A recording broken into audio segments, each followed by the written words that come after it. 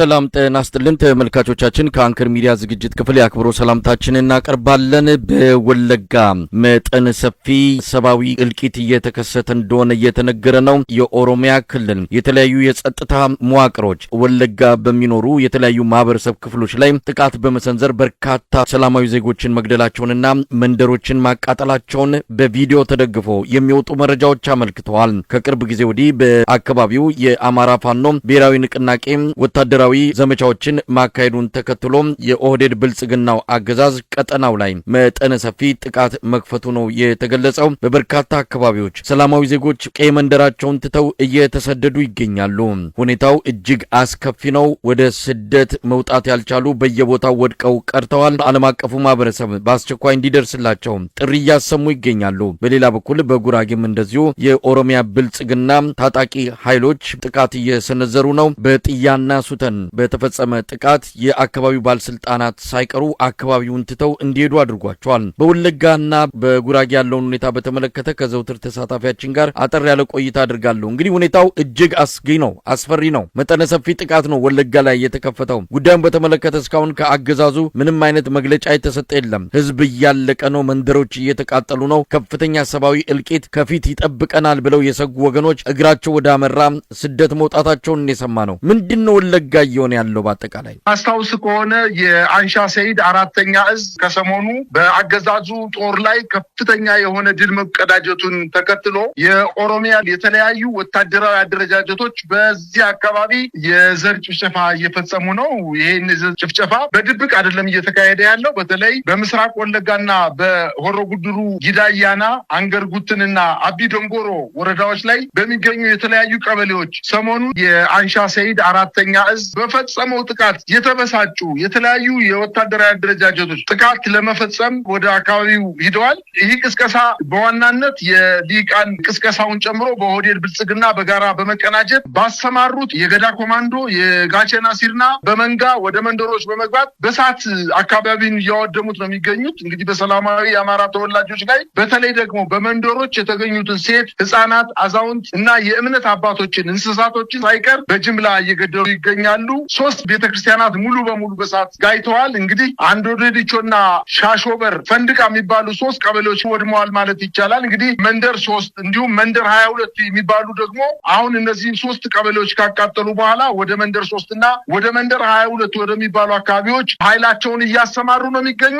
ይህንን ጥቃት በሚሰነዝሩበት ጊዜ በቪዲዮ እየቀረጹ የአማራ ተወላጆችን ቤቶችን ሙሉ በሙሉ በሳት ሲያጋዩ፣ ከብቶችን ሲገሉ፣ የአካባቢውን ማህበረሰብ ንብረት ሲዘርፉ፣ የእምነት ተቋማትን ሲያቃጥሉ፣ እናቶችን ቤተክርስቲያን በረንዳ ላይ ገለው ህፃናት ልጆቻቸው እናቶቻቸው 3 ቀን ሳይቀበሩ ቁጭ ብለው እየተመለከቱ ያለበት ሁኔታ በክልል ውስጥ የሚገኘው የመከላከያ ሰራዊት እያየ እየሰማ ምንም አይነት መከላከል ባለማድረጉ ይሄ ዘርፈ ብዙ ጥቃት እየተፈጸመ እንደሚገኝ ነው መረጃዎች እያመላከቱ የሚገኙት። ይሄ ድርጊት መሳይ የሚያስታውሰን ከ30 ዓመት በፊት በሩዋንዳ በቱትሲና በሁቱ መካከል የተፈጸመውን የዘር ፍጅት የሚተካከል ድርጊት በዛ አካባቢ እየተፈጸመ ነው። እንዲያውም አንዳንድ ገዳ ኮማንዶዎች በሳት ስናቃጥል በቪዲዮ ቀርጻችሁ የምታሳዩት ለምንድን ነው? ስራችንን ከጨረስን በኋላ በቪዲዮ ማሰራጨት እንችላለን። አሁን ግን ስራችንን ስላልጨረስን አታውጡ በቪዲዮ በማለት ጓደኞቻቸውን ሲወቅሱ በቪዲዮ እያሳዩ ቤት ሲቃጠል፣ ቤተክርስቲያን ሲወድም፣ ህፃናትና ሴት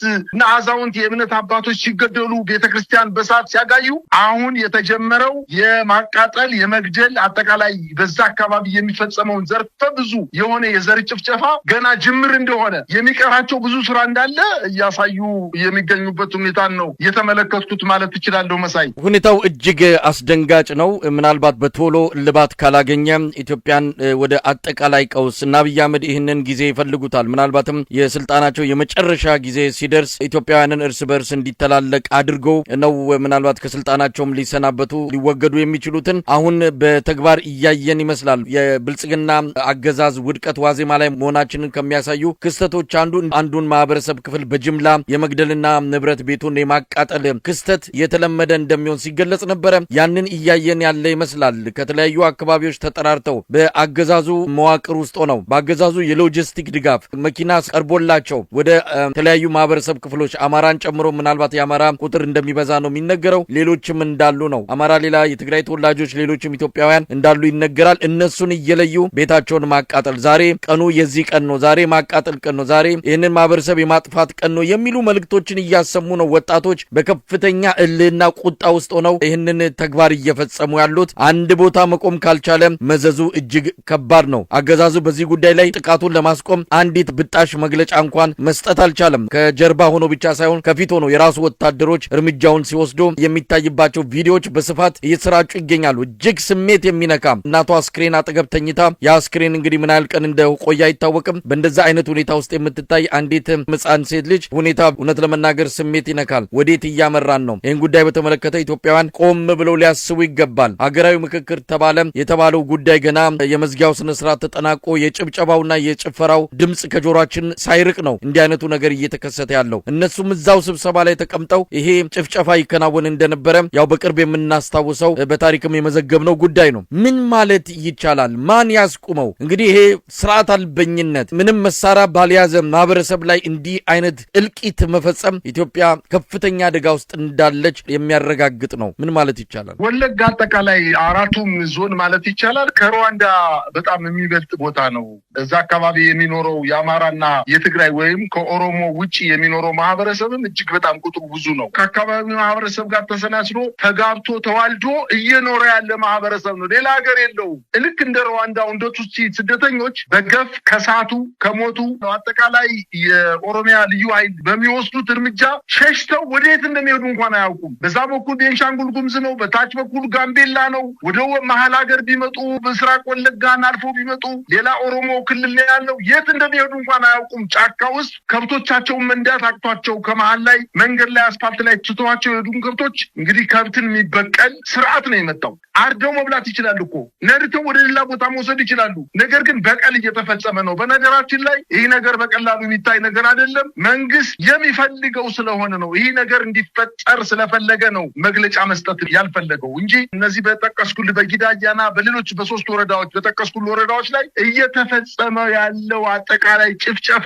ብሔር ተኮር የሆነ የዘር ጭፍጨፋን በደንብ አድርጎ የሚያሟላ በዓለም አቀፍ የተወገዘ ምናልባትም ይሄን መንግስት በተባበሩት መንግስታት የዘር ጭፍጨፋ ወንጀለኝነት ሊያስጠይቅ የሚችል ድርጊት ሆኖ ያለ ነገር ግን የሚዲያ ሽፋን እንዳይሰጠው በሚዲያ እንዳይራገብ ለማድረግ አፍነው ከበው ህብረተሰቡን እየፈጁት ነው የሚገኙት። ይሄ ነገር በወለጋ ብቻ አይደለም መሳይ እየተደረገ ያለው። የኦሮሞ ብልጽግና እነሱ በመሪዎቻቸው የተናገሩት ነገር እኛ ዝሆነን እንሰብራለን፣ እንሰለቅጣለን፣ እንውጣለን እያሉ የተናገሩት ነገር በተግባር እየፈጸሙ ነው እየተመለከትን ያለ ነው። በምስራቅ ጉራጌ አካባቢ ከፍተኛ የሆነ ወረራ በመፈጸም ይሄ ነገር የኦሮሚያ ልዩ ኃይል ብቻ አይደለም፣ የተለያዩ የኦሮሚያ ወታደራዊ አደረጃጀቶች ምናልባትም መንግስት በስነ ስርዓት ያስታጠቃቸው የመንግስት ሸኔዎች ከመንግስት ታጣቂዎች ጋር በጋራ በመተባበር በተለይ ጥያና ሱተን የሚባሉት ቀበሌዎችን በከባድ መሳሪያ የታገዘ ተኩስ ከፍተው ማህበረሰቡን አሰድደውታል። የወረዳ አመራሮች ሳይቀር ወደ ቡተን ወደምትባለው ከተማ ሸሽተው ከተማውን በሙሉ እያወደሟት ነው የሚገኙት። ይሄ ስርዓት ሁለት ልብስ የለበሰ ስርዓት ነው። እኔ የምመራው ሀገር እኔ የምፈልገውን ሀገር ከሆነ እና እኔ የምመራት ኢትዮጵያ የምትቀጥል ከሆነ እኔ ያልኩትን እሺ እያላችሁ እኔ በመሪነት ተቀምጬ እንቀጥላለን። አለዚያ ግን ላይኛውን ጃኬትን አውልቄ በኦሮሚያ ስቴትን ለመመስረት የሚመስል ድርጊት እየፈጸመ ነው። ይሄ ነገር የኢትዮጵያን ሕዝብ ሊያስቆጣው ይገባል። ዛሬ በወለጋ በምስራቅ ጉራጌ አካባቢ እየተፈጸመ ያለው ድርጊት ነገ አዲስ አበባ ላለመፈጸሙ ምንም ማረጋገጫ የለምና የኢትዮጵያ ሕዝብ ይህን ነገር በአንክሮ በጥንቃቄ መልስ ሊሰጠው ይገባል። ህብረተሰቡ ተደራጅቶ ይህን ስርዓት ሊታገለው ሊዋጋው ይገባል። በግልጽ አምርሮ ነው መዋጋት ያለበት። ይህን ስርዓት ፍጹም አረመኔ በመንጋ እያሰበ በመንጋ እየተነዳ የእምነት አባቶችን ሳይቀር እየገደለ ያለ ስርዓት ስለሆነ ጥንቃቄ ያለው የትግል ሂደት ለወደፊቱ የሚጠብቀው ኢትዮጵያ አሁንም ከታጠቁ ኃይሎች ጋር በጋራ ሆኖ ይህን ስርዓት ለማስወገድ መንቀሳቀስ አለበት ነው ማለት የምችለው። መሳይ እንግዲህ በዚህን ወቅት ላይ የኢትዮጵያ ህዝብ ምን ማድረግ አለበት ነው? የሃይማኖት አባቶች፣ የሲቪክ ተቋማት፣ የተለያዩ ፖለቲካ ድርጅቶች ይሄ ነገር ወዴት ሊያመራ ይችላል? ቀደም ሲል እንደጠቀስከው በጉራጌም መሰል ጥቃት እየተፈጸመ ነው። የጉራጌውም የቆየ የኦሮሚያ የተለያዩ የጸጥታ መዋቅሮች የተለያዩ ጊዜያት የፈጸሟቸውን ጥቃቶች እንደዚሁ ታሪክ መዝግቦታል። በቅርቡም የተከሰተውን እናስታውሳለን። 3 ወጣቶች ከሚሳፈሩበት ተሽከርካሪ ወጥተው እንዲረሸኑ ተደርጓል። ይህንንም ትክክል ነው ብለው የአካባቢው የደህንነት ኃላፊ መግለጫ መስጠቱንም እናስታውሳለን። እንዲህ አይነቱ ነገር እየሰፋ መጥቷል። አርሲ ላይ የብሔር ማንነትና የእምነት ማንነትን መሰረት ያደረገ እንደዚሁ ጭፍጨፋ እየተከናወነ ነው ያለው። ይህ ነገር እየከፋ መጥቷል። ምን መደረግ አለበት? ዝምታው ምንድን ነው? ቤተክርስቲያን ቤተክርስቲያን ዝም ብላለች። ኢትዮጵያ እስልምና ጉዳዮች በዚህ ዙሪያ ምን ማለት አለበት? የፖለቲካ ፓርቲዎች፣ ሲቪክ ተቋማት፣ ዓለም አቀፉ ማህበረሰብ ይሄ ነገር እየከፋ እልቂት እየተከሰተ በአይናችን በቪዲዮ እየተቀረጸ እያየን ምን እስኪፈጸም የምንጠብቅ እንደሆነ ግራ የሚያጋባ ጉዳይ ነው። እስቲ ምን መደረግ አለበት? ሚዲያዎች እንግዲህ መጮህ አለባቸው በህብረት በአንድ ድምጽ። በውጭ የሚገኙ አንዳንድ የኦሮሞ የፖለቲካ ቀንቃኞችም ይህን ጉዳይ እንዲረግም ማድረግ አለባቸው። በእሳቱ ላይ ቤንዚል ከማርከፍከፍ መቆጠብ እንደሚገባቸው ይታመናል። ነገር ግን እያደረጉ ያሉት አንዳንዶቹ ይልቅስ ነገሩ እንዲከፋና እንዲቀጣጠል የማድረግ ሚና ሲጫወቱ ነው እያየን ያለ ነው። በአጠቃላይ ምን መደረግ አለበት ኢትዮጵያ ወደ ለየለት እልቂት እንዳገባ? በዋናነት የኦሮሞ ልሂቃኖች፣ የፖለቲካ ልሂቃኖች የቀሰቀሱት ቅስቀሳ በዚህ ሳምንት ውስጥ እጅግ በጣም በታሪክ የሚያስጠይቃቸው ምናልባትም መሳሪያ ምላጭ ከሳቡት ታጣቂዎች በላይ ሊያስጠይቃቸው ህብረተሰቡን በጅምላ እንዲያስብ ያልተፈጸመ ድርጊትን እንደተፈጸመ አድርገው የዛ አካባቢ የአንሻ ሰይድ አራተኛ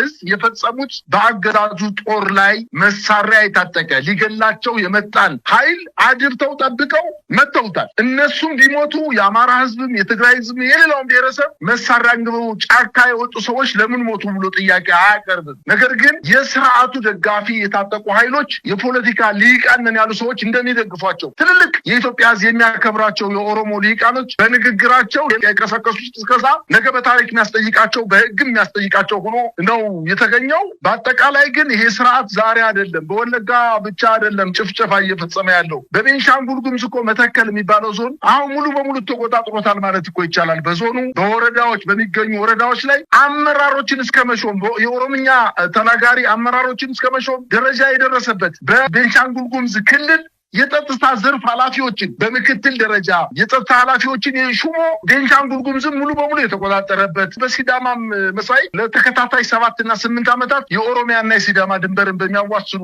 አካባቢዎች ላይ ከፍተኛ የሆነ የመሬት ወረራ ለማድረግ ሰራዊቱን አሰማርቶ እየገደለ ነው የሚገኘው። ያው በሶማሌ ደግሞ የተመለከትነው ነገር ነው። በርካታ ወረዳዎችን የኔ ናቸው ብሎ ወረራ ለመፈጸም ሙከራ ያደረገና በርካታ የሶማሌ ተወላጆች ወረዳቸውን ለቀው የተወለዱበትን አካባቢ ለቀው ይሄዱ። አሁንም ይሄ ጉዳይ መፍትሄ ያላገኘ ያው በአማራ ክልልም እያደረገ ያለውን ነገር መቼም ለቀባሪው ማርዳት ነው። በርካታ ኢትዮጵያውያን የተገነዘቡት ነገር ነው። ለተከታታይ 4 ዓመታት የአማራን ህዝብ በድሮ ሁሉንም እዞች በአማራ ክልል አሰማርቶ ጭፍጨፋ እየፈጸመ ያለ ስርዓት ነው። ይህ ስርዓት ሰልቃጭ ነው።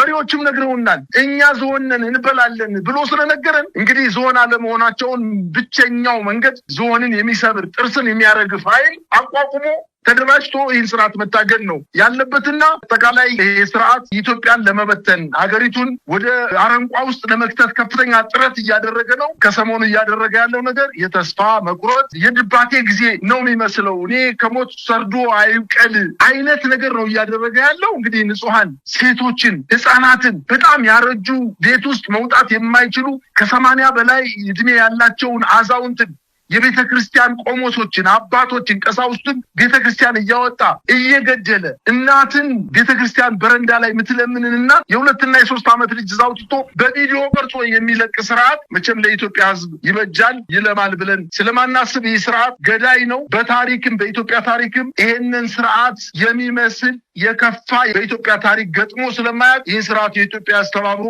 በአጭር ጊዜ ውስጥ ከስልጣን እንዲወርድ መታገል ነው ያለበት ብዬ ነው ማምነው። መሳይ እንግዲህ ትኩረት ሊሰጠው ይገባል። ወለጋ የደም ጎርፍ የሚፈስባት እንድትሆን ነው እየተፈረደባት ያለው። ከዚህ በፊት የነበረው አልበቃ ብሎ ዳግም የንጹሃን እልቂት እየተከሰተ ህዝብ ከህዝብ እንዲተላለቅ ሆን ተብሎ ወጣቶችን እያሰማሩ እያስታጠቁ ጥላቻን እንደ ስንቅ አንግበው እንዲሄዱ እያደረጓቸው ነው ያለው። ይህንን በኃላፊነት ነገ ከነገ ወዲያ የሚጠየቁን ቢሆንም ነገር ግን የሰው ህይወት ከዚህ በላይ እንዳይጠፋ ማንኛውም አይነት እርምጃ እንዲወሰድና ርብርብ እንዲደረግ በዚህ አጋጣሚ ጥሪ እናቀርባለን። በዚህ ጉዳይ ላይ ትኩረት ሰጥተን ጉዳዩ የሚመለከታቸውና ከቦታውም ጭምር ተጠቂዎችን እያነጋገርን የምናቀርብ ይሆናል። በጣም ነው ማመሰግነው ለመረጃ። እኔም አመሰግናለሁ መሳይ።